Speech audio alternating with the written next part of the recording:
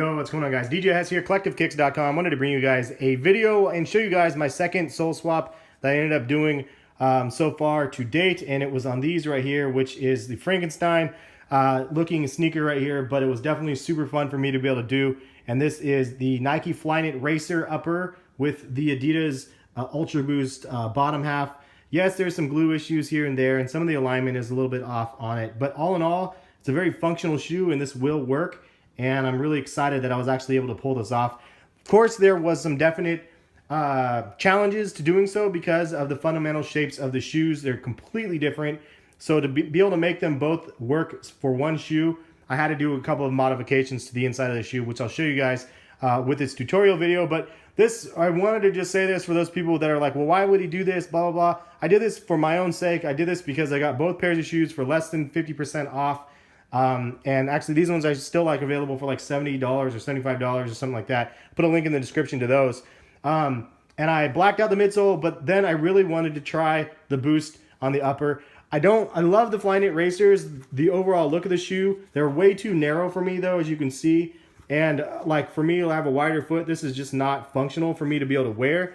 And that and the UltraBoost has an amazing sole on these things. These things, if you have never tried a pair on, it's like the best cushioning technology on the market, hands down. And so it's kind of like a marriage of two very popular shoes into one. So I took my own shoes and I wanted to try to make this happen. And that's the reason why I did this. If you guys support it and you guys like the fact that I risked two pairs of shoes to make this one shoe for you guys and for me, leave a comment or leave a thumbs up on the video and show you guys the support, because it definitely was a costly attempt to be able to do this, and I almost ruined it a couple times, but salvaged them, and they are definitely wearable. I wouldn't run in them because of the fact that I had to make some modifications on the inside, and I'll show you. But at the end of the day, I really like the overall result, and I could see myself doing this to other colorways of the Flyknit uppers. The other thing I wanted to address is why would you do that when the prime knit on the UltraBoost is so like smooth? Like, which is better, the Flyknit or the prime knit? I've already said this in other videos, but the reality is I actually like this prime knit better than this Flyknit. So I know it's like, well, why would you do that then?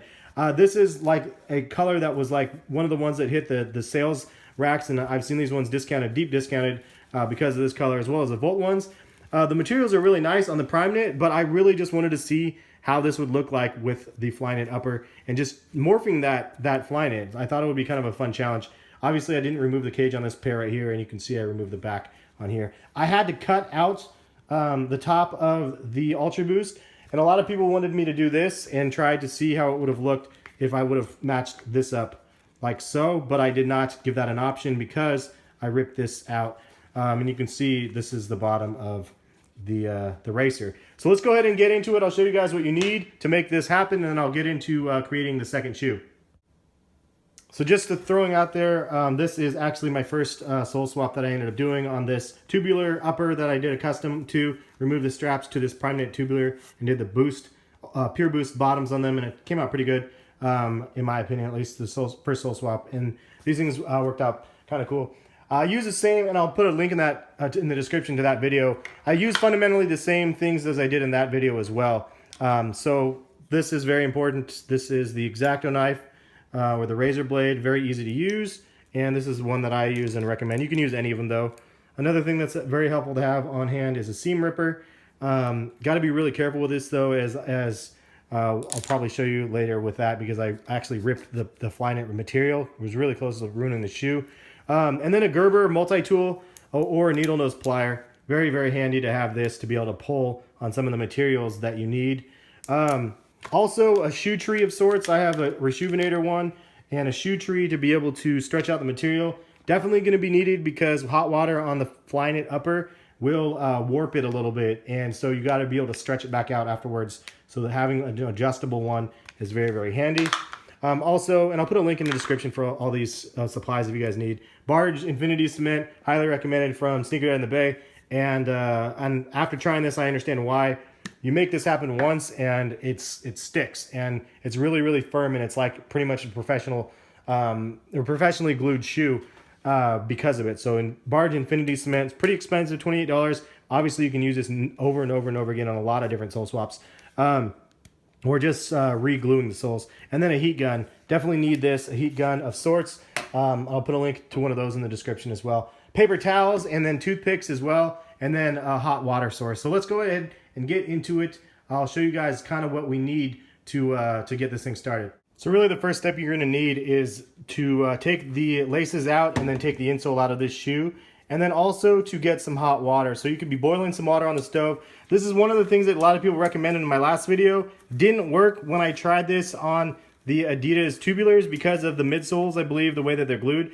For some reason, it's just a lot more difficult to do. But with Nikes and like this shoe right here, it actually worked wonderfully. And that is to use hot water, as you can see right here, in this hot water container that I have. And if you just use hot water and you pour it in the inside of the sole, it helps separate the sole. So hopefully we'll be able to demonstrate that here and show you guys this working. It worked on the other pair, but we'll go ahead and give it a try. Remove the insole, remove that, and then you just have the shell of the shoe. And then you can see from the inside here, all I'm going to be doing is pulling up right here like on this with the hot water over top of it. So I'm going to go ahead and put this in the sink. And I'm going to pour the hot water inside of the shoe.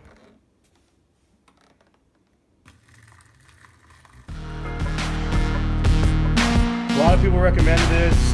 They said retro sneakers by Snickers did this one. Shout out to that dude. The dude's definitely a beast doing this thing. So I'm gonna go ahead and let that sit for a second.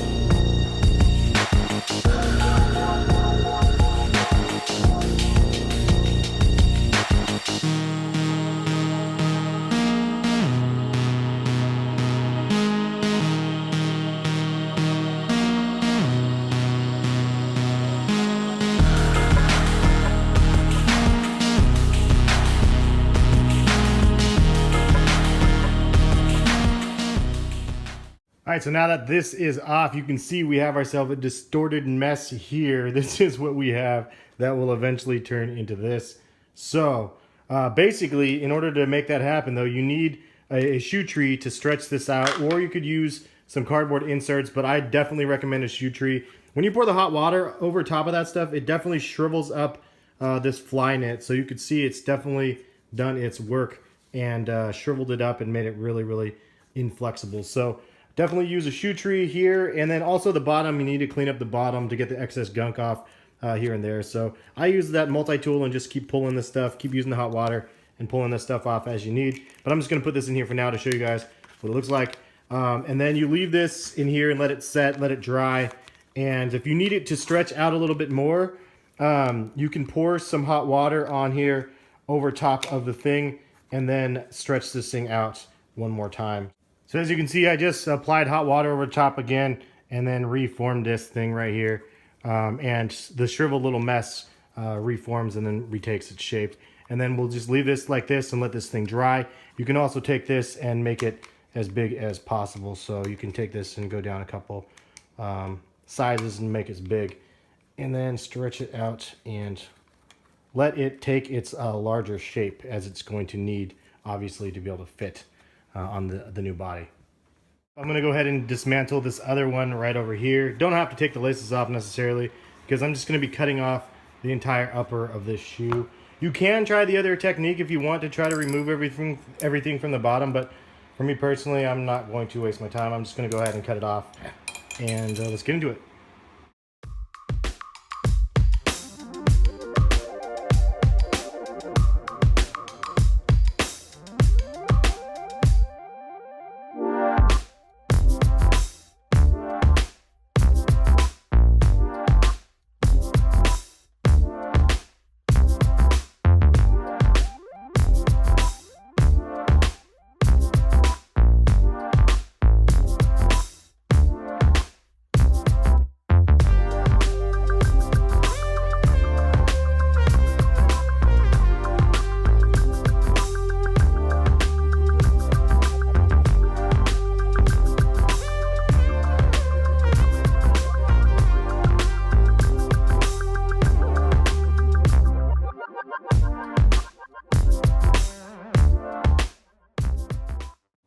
All right, guys, so basically up until now, it's been pretty easy. This is where it gets a little bit tricky, and this is where it's kind of like fitting a square into a circle. Doesn't really work very well because of the different shapes of the shoes that we saw. So what I ended up having to do was this little jimmy rig to make this work. And you can see because of the width of this shoe here, it's so narrow comparison to the wide UltraBoost, as you can see right there. I ended up widening the inside of the shoe by cutting the seam and then having it only down on this one side versus the other side. So basically it makes it so this part right here can really easily be pulled up versus this part out here is definitely very sturdy. But because of that, this is right here is not very reinforced. Another way that you can make it so it's more reinforced is by gluing in the insole of the shoe in the inside like so. If you do that, then this part right here will help merge that together. All right, so to try to widen this, you're going to need the seam ripper, and you can kind of start from the back middle area right back here, and then just work your way forward. And that's probably the best way to go about that. You got to be really careful with this, though.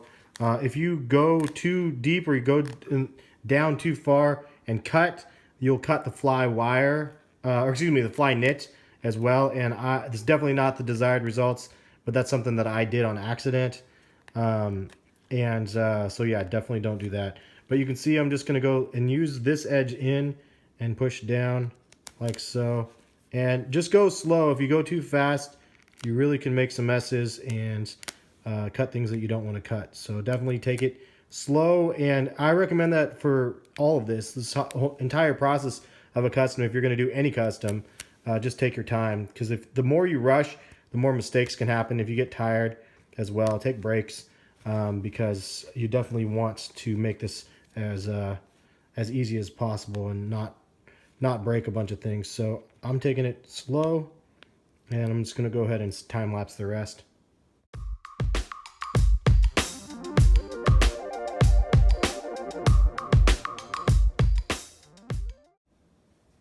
All right, so I basically widened this shoe on this side, and I'm going to go ahead and use the barge cement, work my way from the toe all the way up. I didn't clean it up as much as I should have, but I'm working my way from the toe and then on the outside first all the way back down to right here. And then I'm going to flex the shoe like so, and then have it so it basically can capture the rest of the shoe, because otherwise it's a little bit too short. So that's where the curve comes from. Then I'm going to go ahead and try to line up the inside area as well. So I'm going to try to do the outside first to the back and then the inside.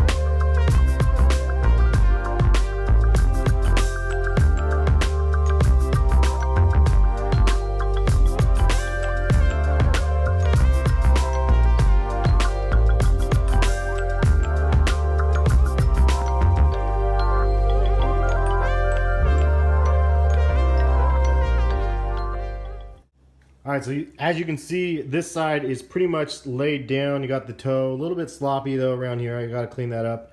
And then it goes all the way around, and then it gets back here. And this is where it gets tricky because you can see this gap right there, right? So that's the normal shape of the Flyknit Racer, but we needed to expand it out and stretch it. So it's a little bit lower than the Flyknit Racer because of that. Also, this is totally off center from the other one. It's usually like in the middle, but that's at least it's consistently off center with the other pair. But this is where it gets crazy because this is where I had to widen this side on the inside of the shoe and stretch this out in order for this to be able to reach. And so now I need to go through and glue down this section all the way up the side of the shoe like so. As close as possible inward so I can cover up the seam, as you can see right there, and just cover it up like that all the way back. So that's kind of where I need to go now. I'm gonna go ahead and time lapse that.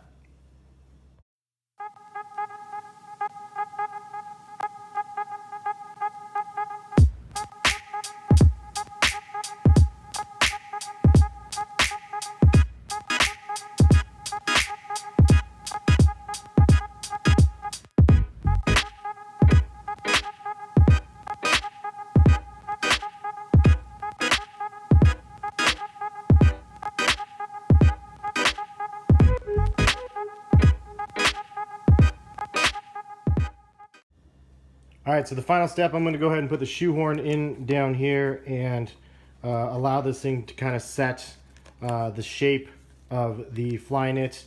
Any of this little area down here that gets bunched up, you can just pull on like a couple times and it will set up the Flyknit wire. So just keep pulling on it like that and it will reset it if it was bunched up. But basically, that's pretty much it. It's kind of fundamentally the shape that we're going to be having it. When I take out the shoehorn, you will see it does this and it will curve like the Racer or like the UltraBoost, but when you wear it, of course, it doesn't have that flex, it will lay flat. So I'll do the on foot section again here towards the end so you can see the final results. Anyways, wanted to give you guys a final look at the shoes. Let me know what you guys think of the final product. Definitely not for everybody. Definitely not for everybody. But if you guys are a fan of the UltraBoost and a fan of the Flyknit Racer, then hopefully you can appreciate what I was trying to do with this custom. As you can see, parts of the areas right here worked really well, and you can see I lined it up pretty nice right here. And then you get up to the front, and the lining was really bad, like it was off. But it's because I literally cannot stretch it far enough to make it so this area right here is disappeared on both sides because it's such a narrow shoe on such a wide body. So it is what it is. I think all in all I did a pretty good job considering that. From a distance nobody could probably tell. And then you can see right here this area I did much better than the first pair. One other thing to note is if you have the heat like on too much, it will melt the boost, so you got to be really careful with that. And this is off center again just by the nature of putting this together. This is off a little bit, and then the boost is cut a little bit off as well. So I realize definitely some flaws, but at the end of the day, happy with what I was able to do considering I'm not really a customizer. I'm just somebody that's kind of like having fun with sneakers, and this was one of those situations where I was like, you know what, I might as well give this a try and turn this idea into an actual shoe, and this was the end result. So hopefully you guys like the custom. Again, if you guys did, show your support, give the video a thumbs up. Anyways, thank you again for watching, and we'll catch you guys for some more videos soon. Peace, guys.